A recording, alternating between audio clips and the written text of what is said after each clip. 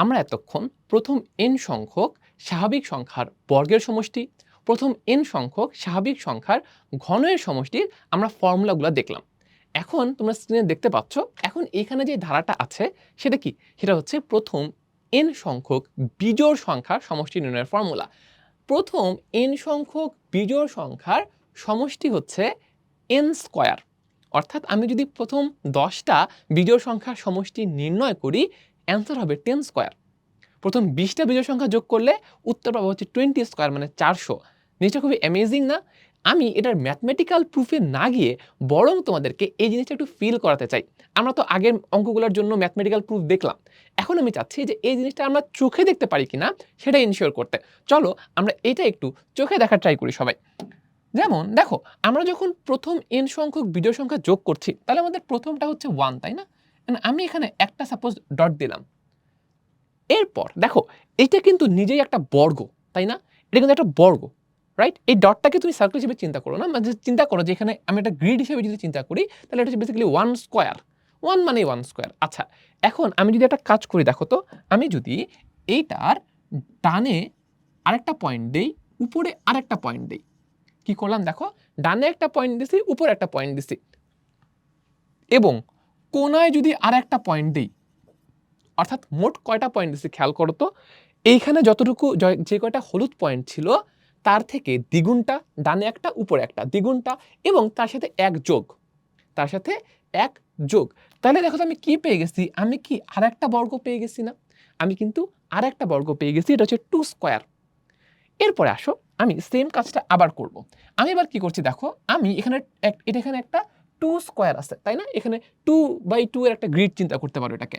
আমি দেখো এইটার এইখানে 2টা বসালাম, এইখানে 2টা বসালাম, কয়টা হলো? 2টা বসাইছি।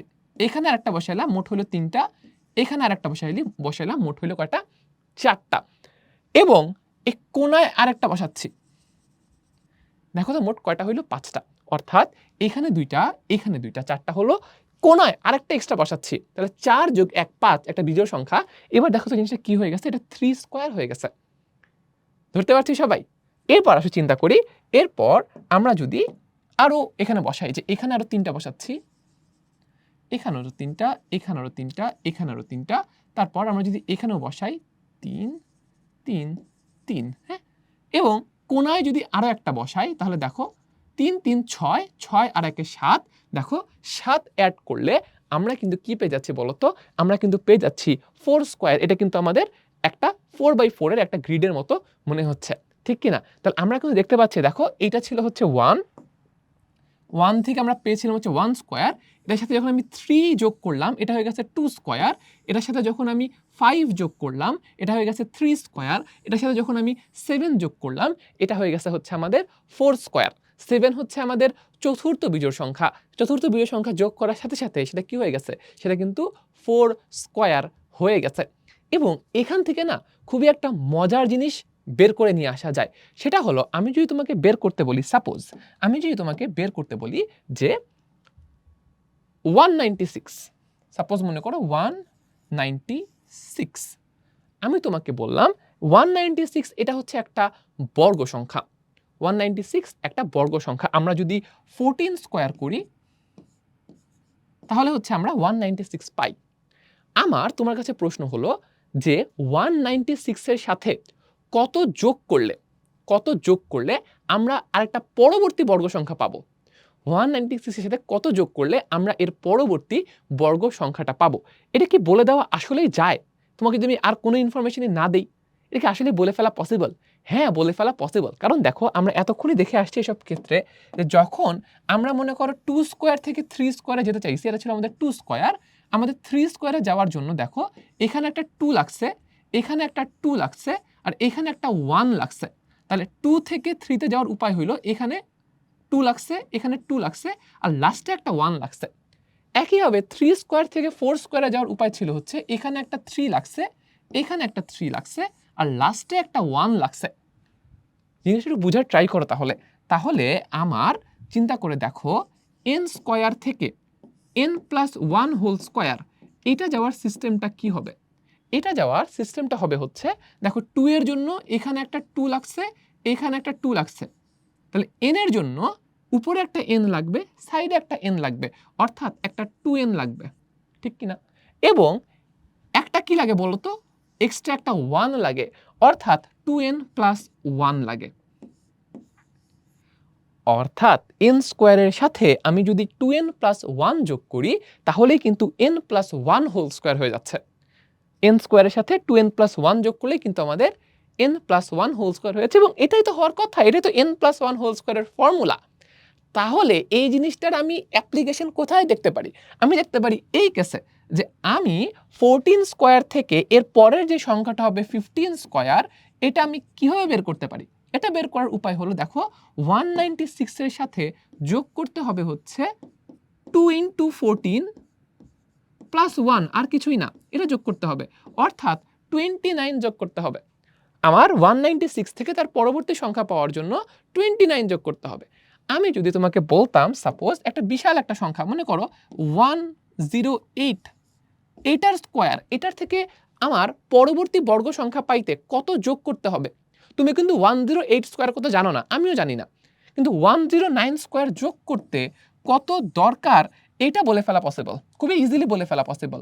উত্তর হইল 2 ইন্টু 108 প্লাস 1, এত যোগ করলেই আমার 109 হোল স্কোয়ার এইটা পাওয়া পসিবল। এইটার সাথে পুরোপুরিভাবে কানেক্টেড হচ্ছে এই থিওরেমটা, যে আমাদের প্রথম n সংখ্যক স্বাভাবিক সংখ্যার n সংখ্যক বিজোড় সংখ্যার সমষ্টি হচ্ছে n স্কোয়ার। তোমরা যদি রিলেট করতে পারো, আমার মনে হয় তোমরা এইটার মজাটা খুব ভালোভাবে বুঝতে পারবা। সো আমি এইটার থিওরিটুকু এই পর্যন্তই রাখছি, তোমাদের চিন্তা করার জন্য ছেড়ে দিচ্ছি, তোমরা নিজেরা একটু চিন্তা করবা। আমি বরং এখন তোমাদেরকে নিয়ে যাব এই ফর্মুলাটার একটু ভিজুয়ালাইজেশনে, যেন ফর্মুলাটা তোমরা আরেকটু ভালোভাবে আরেকটু বেটারভাবে চোখে দেখতে পারো। তো চলো আমরা হচ্ছে সেটা একটু করার চেষ্টা করি।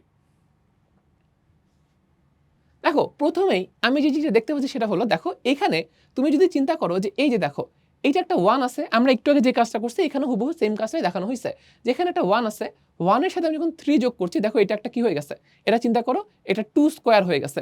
তারপর যখন এটা 5 যোগ করছি, এটা 3 স্কোয়ার হয়ে গেছে। আমি যখন একটা 7 যোগ করছি, এটা কি হয়ে গেছে, এটা 4 স্কোয়ার হয়ে গেছে।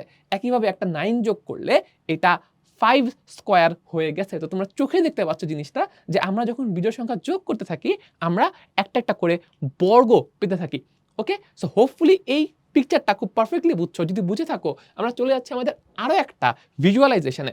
ওকে, এইখানে খেয়াল করে দেখো, এইখানে আমরা দেখতে পাচ্ছি কি, একটু বাড়াই দিই, এই ওকে, এখানে দেখো, এখানে 1 3 5 7 9 11, এখানে 11 পর্যন্ত হচ্ছে আমরা যোগ করতেছি। দেখো এই কাছে খেয়াল করে দেখো, এইখানে 1টা বল, 3টা, 5টা, 7টা, এই রোতে আছে 9টা, এই রোতে আছে 11টা।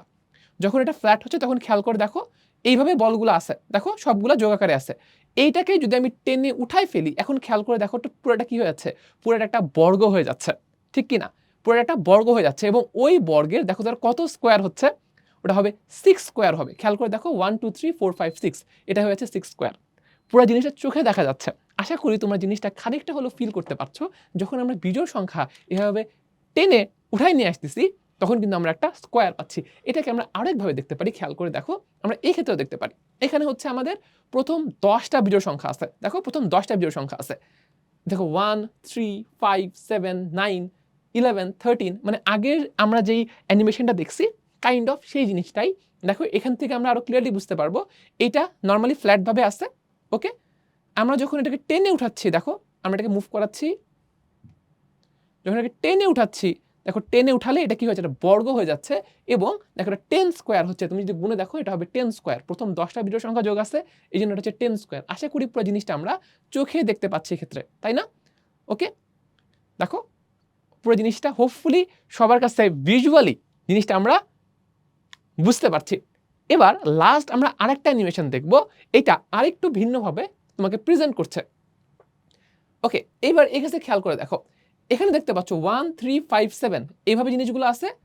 যখনই আমার অ্যাঙ্গেলটা চেঞ্জ করে ফেলছি, দেখো 1 3 5 7, এটাকে অ্যাঙ্গেল চেঞ্জ করে দিলেই একটু ঘোরায় দেখলে এটা একটা কি স্কোয়ার হয়ে যাচ্ছে। আমি কি কোনো বলের সংখ্যার চেঞ্জ করছি? করি নাই, খালি একটু টেনে ঘুরাই দিচ্ছি, দেখার অ্যাঙ্গেলটা চেঞ্জ করে দিচ্ছি, তাহলেই এইটা একটা দেখো পিরামিড শেপ থেকে এটা একটা আমাদের কি স্কোয়ার শেপের জিনিস চলে আসছে। অর্থাৎ আমরা দেখতে পাচ্ছি বিজোড় সংখ্যাগুলো যোগ করলে আমরা আসলে একটা বর্গ সংখ্যা পাই। ওকে, সো আমাদের ভিজুয়ালাইজেশন এই পর্যন্তই। আশা করি পুরো জিনিসটা তোমরা খুব ভালোভাবে উপলব্ধি করতে পারছো।